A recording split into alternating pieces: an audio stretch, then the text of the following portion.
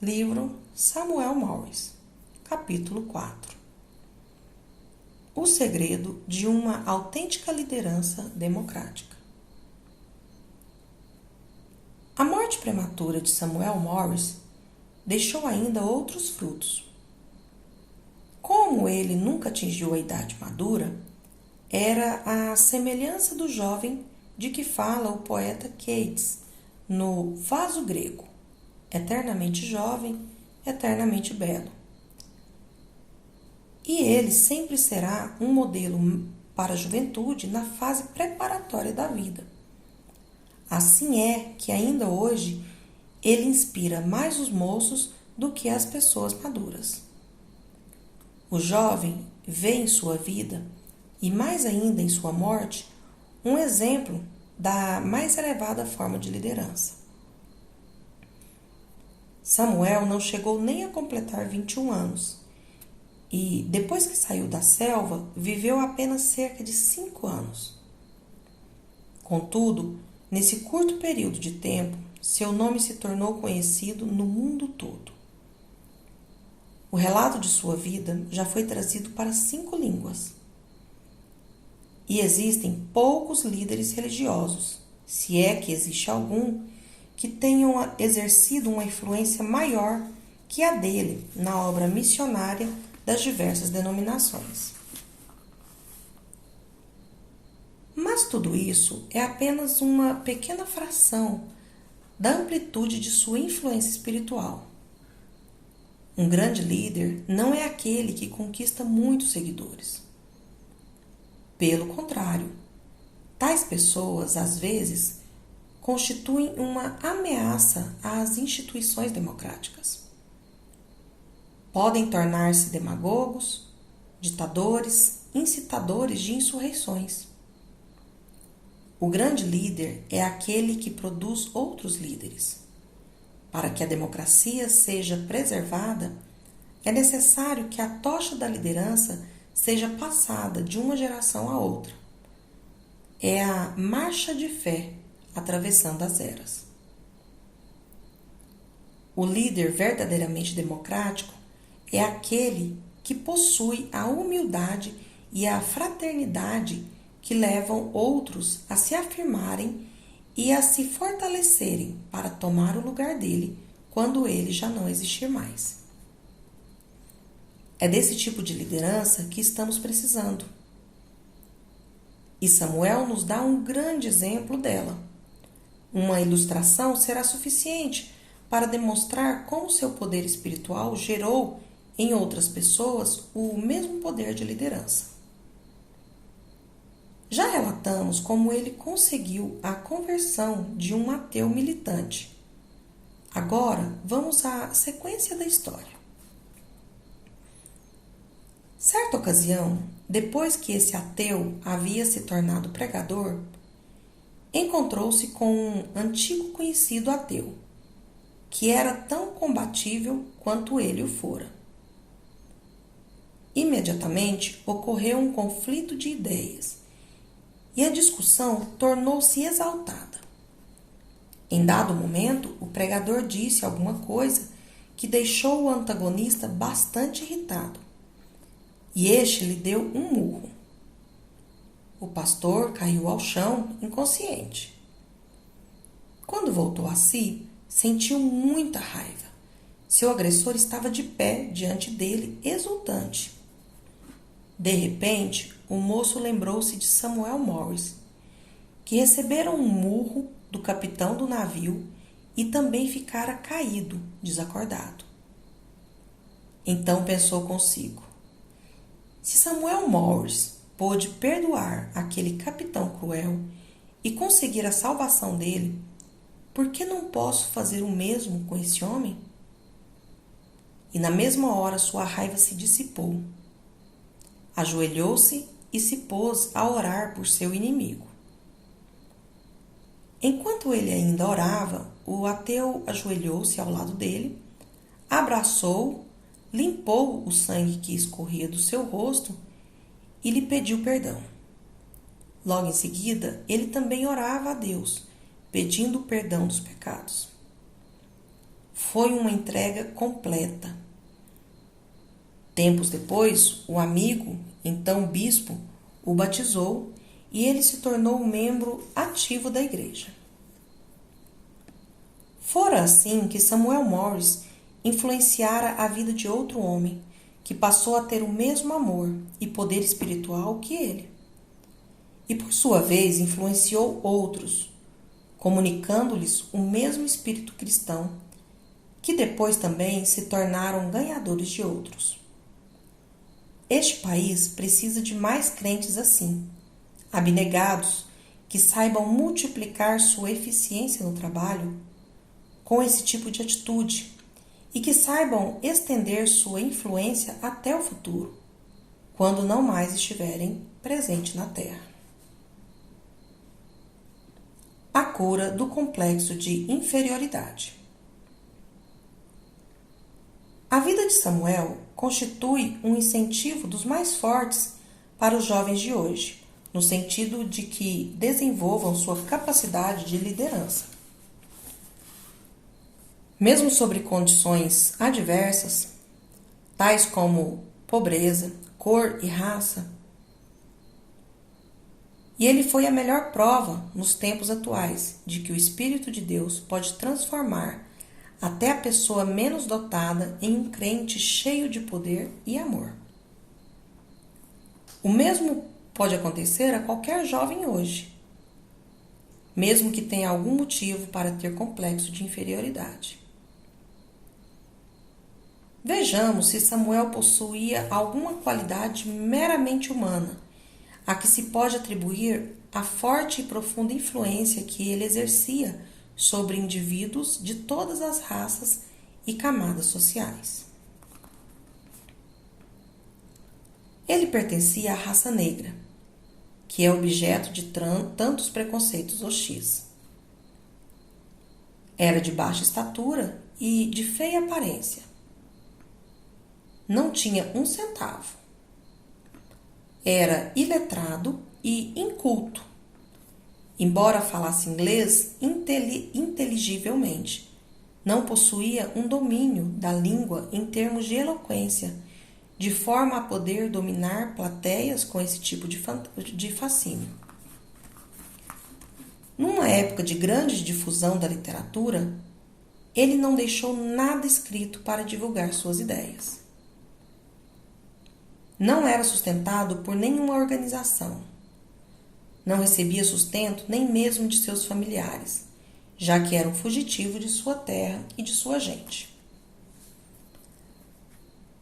Nas características acima citadas, não há nenhuma que pudesse fazer dele um grande ganhador de almas. E, no entanto, aquele jovem humilde, sem riqueza, sem lar, fazia com que, em sua presença, todas as pessoas inclinassem a cabeça. Fossem eles rudes marinheiros, bispo da igreja, nativos da selva ou professores universitários. Só Deus pode realizar um milagre desses. Portanto, qualquer jovem crente pode possuir e exercitar este poder espiritual. E não apenas pode, como é seu dever possuí-lo. E nesse dom do Espírito Santo está o segredo do exercício de uma poderosa liderança espiritual, que qualquer jovem pode possuir, bastando apenas que estenda a mão da fé para ele. A evidência incontestável do poder de Deus. E por último, a vida de Samuel Morris não apenas serve de incentivo para os jovens que aspiram a exercer uma poderosa influência espiritual em outros, mas também constitui em si mesma evidência do poder de Deus, favorecendo assim o fortalecimento da fé no Senhor. Nessa nossa era de mentalidade científica, o mundo acadêmico sempre exige, com justa razão, que toda crença seja apoiada em fatos.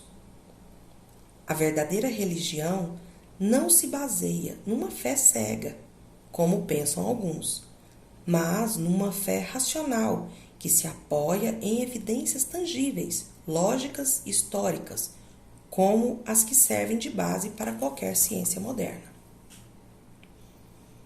Quando Samuel era vivo, já era difícil explicar racionalmente os acontecimentos relacionados com sua grande influência espiritual, já que ele não possuía atrativos pessoais nem outros atributos favoráveis.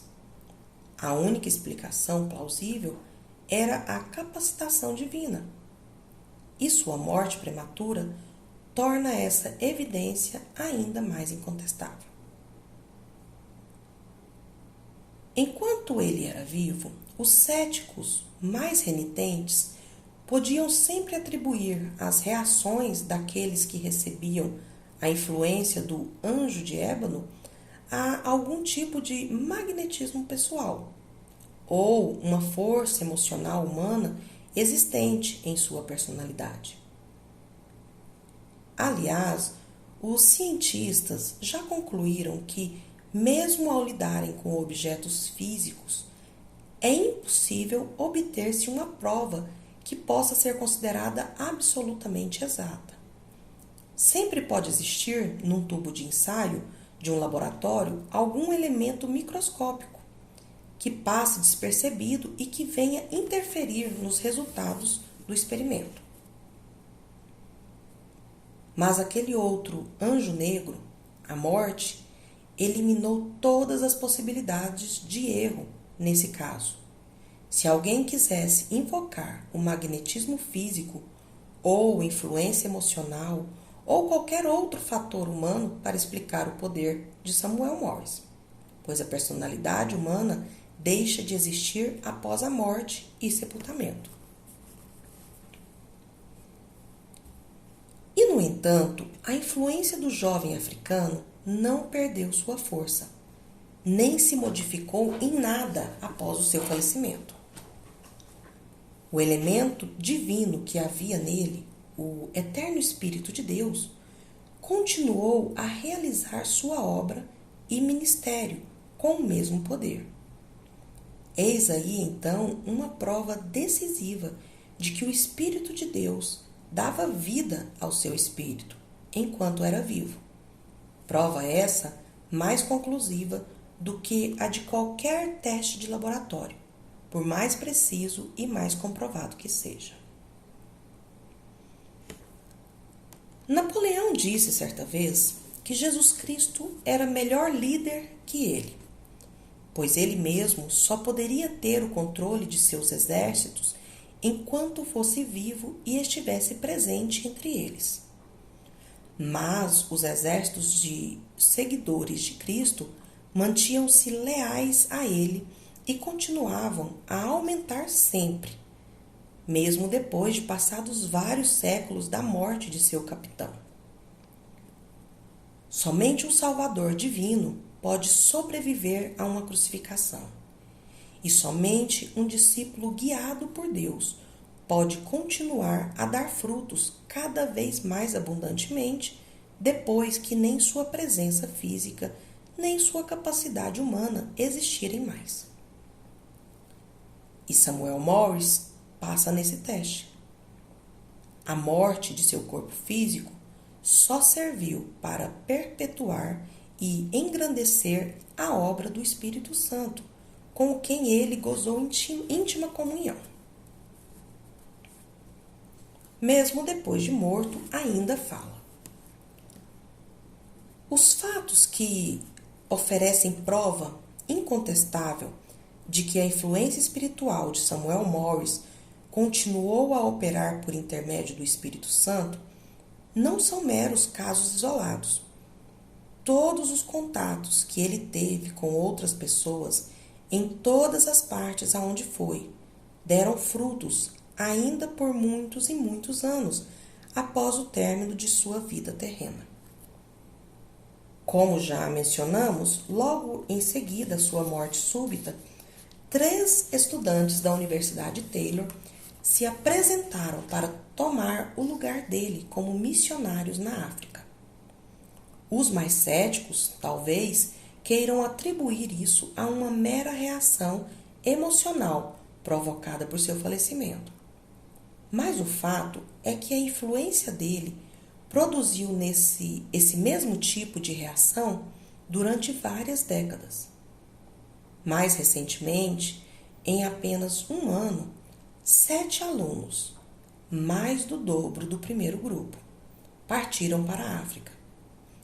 E estes também, da mesma forma que os 3 iniciais, tomaram essa atitude por efeito da influência espiritual de Samuel, visto que antes da passagem dele pela Universidade Taylor, essa escola era como qualquer outra faculdade, sem objetivos missionários, nem visão da obra.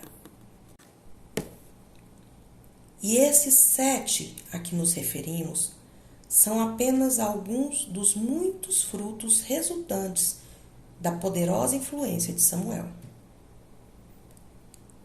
Em anos anteriores, por causa do exemplo dele, muitos outros se sentiram impelidos a seguir para aquele continente e ali servir a Deus como professores ou pregadores. Alguns deles deram a vida nesse trabalho e atualmente estão sepultados em solo africano.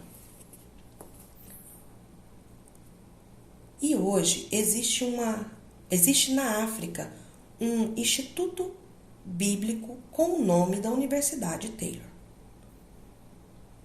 E tudo isso é apenas uma parcela da sua profunda e sempre crescente influência que ainda continua a se fazer sentir, passados muitos anos de sua partida.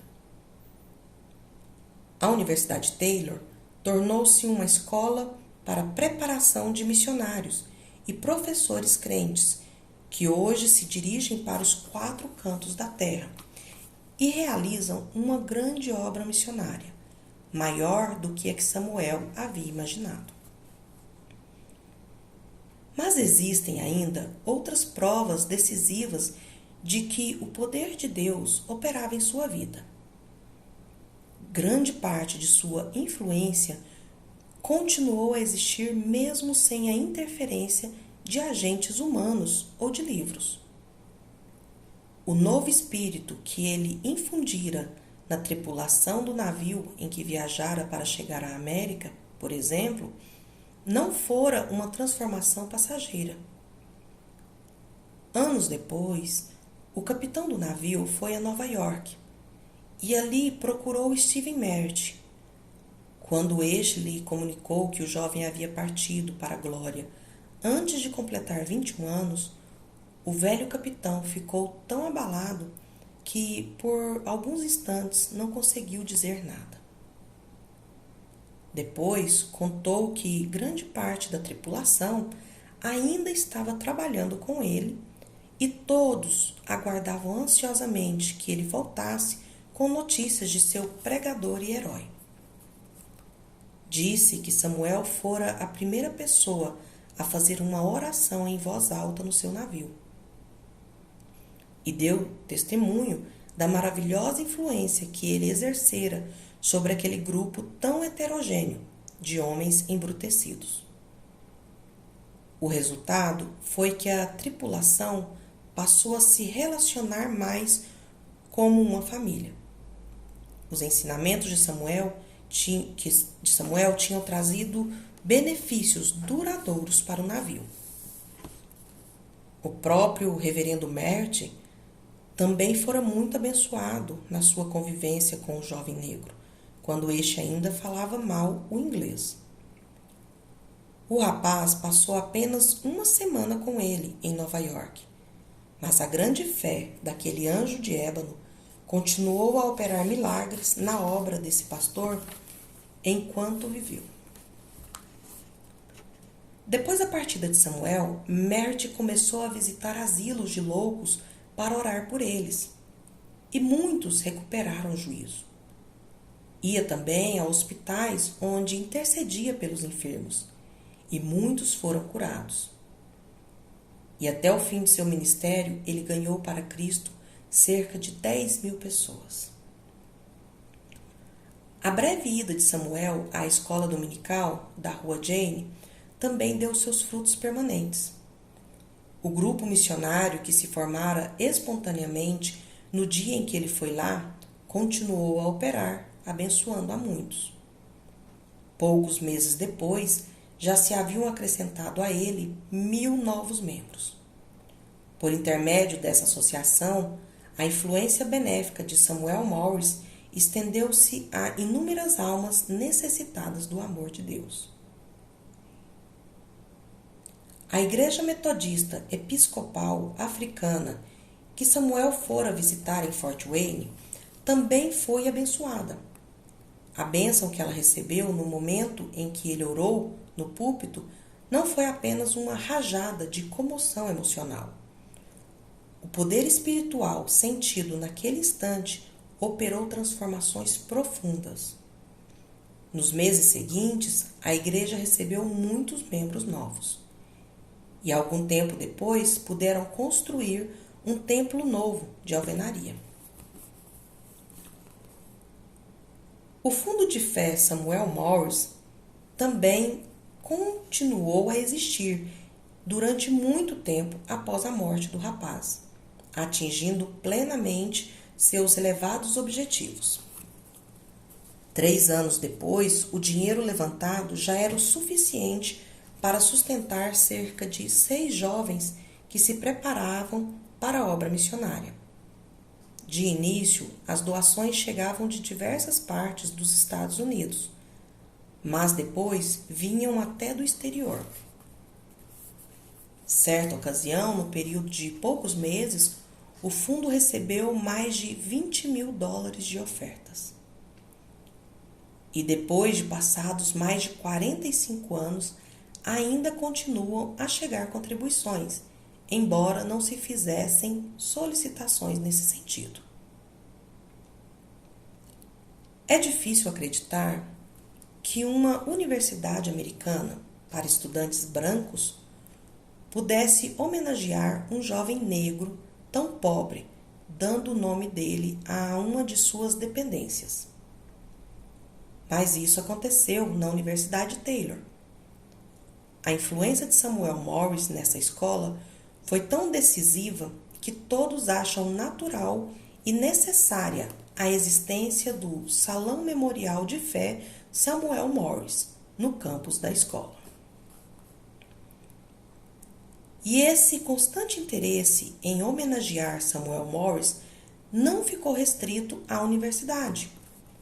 O povo da cidade de Fort Wayne, tendo como porta-voz as autoridades locais, recomendou que se desse a um novo projeto habitacional em construção sob a supervisão do Departamento Habitacional dos Estados Unidos o nome de Vila Samuel Morris. Desse modo, a influência do jovem africano continuará a ser inspiração e uma bênção para as famílias de baixa renda durante muitos anos.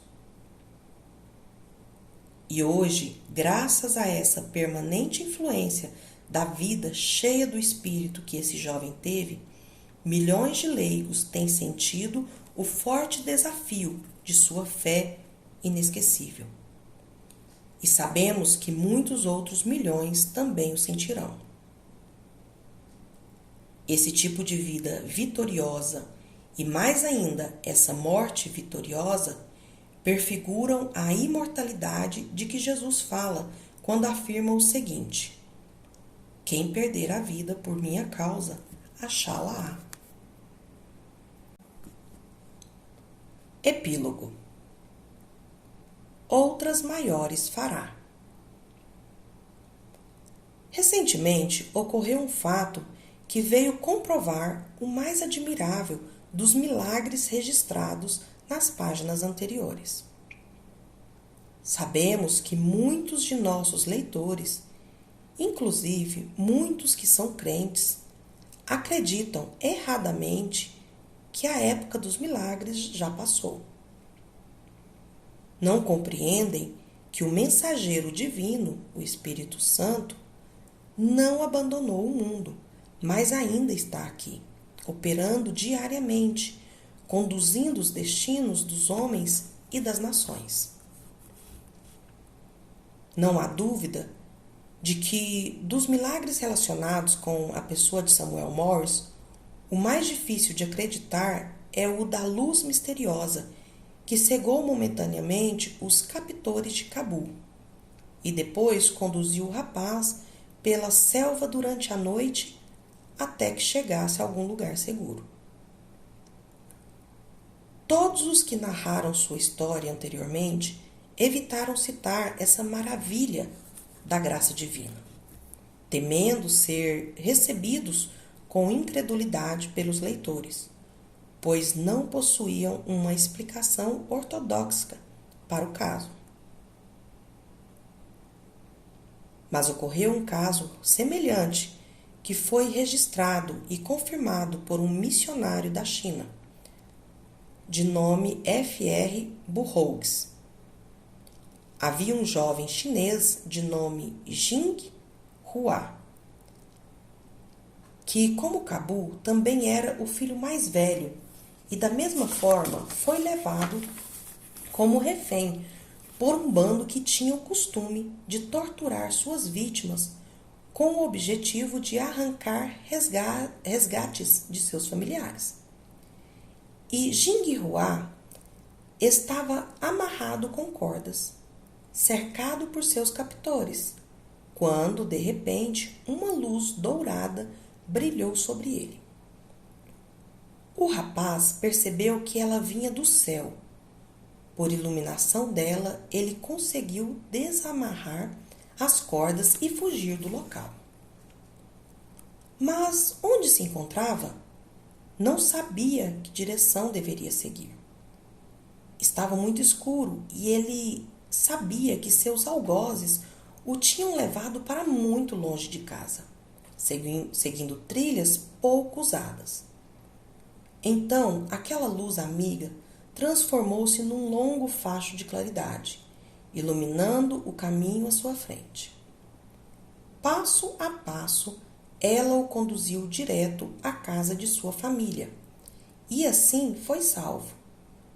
Dessa forma, a milagrosa salvação de Cabul se repetiu com esse jovem em todos os seus detalhes básicos.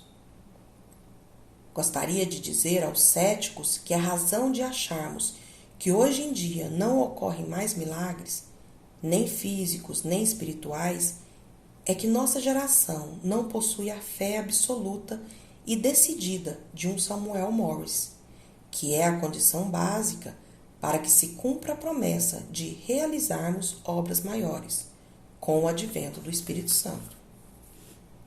Como explica o Dr. Haidt, a maioria das pessoas afastou-se demais da fé simples, própria de uma criança, e Deus não pode realizar muitas obras poderosas em nós por causa da nossa incredulidade. Aos líderes do futuro.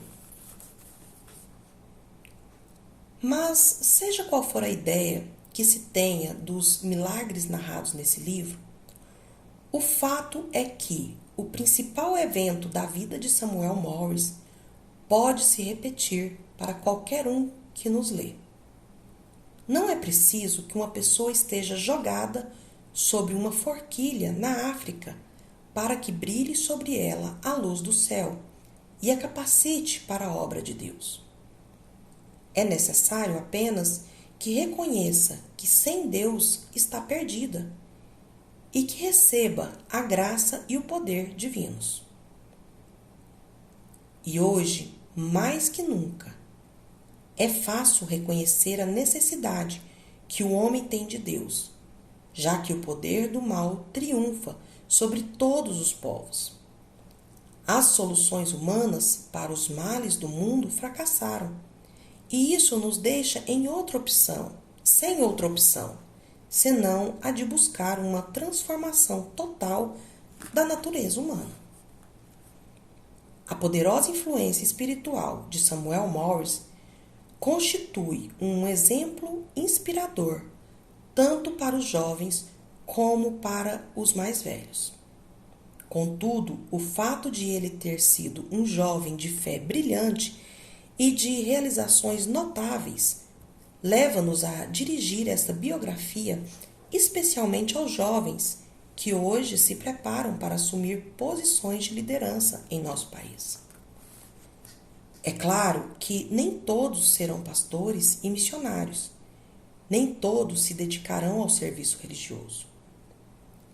Mas um dos aspectos mais notáveis da vida de Samuel é justamente o fato de ele ter exercido sua admirável influência espiritual sempre sobre o pano de fundo de uma ocupação secular. Ele transmitiu as mais ricas bênçãos de Deus àqueles que se acercavam dele, sempre num contexto de trabalho.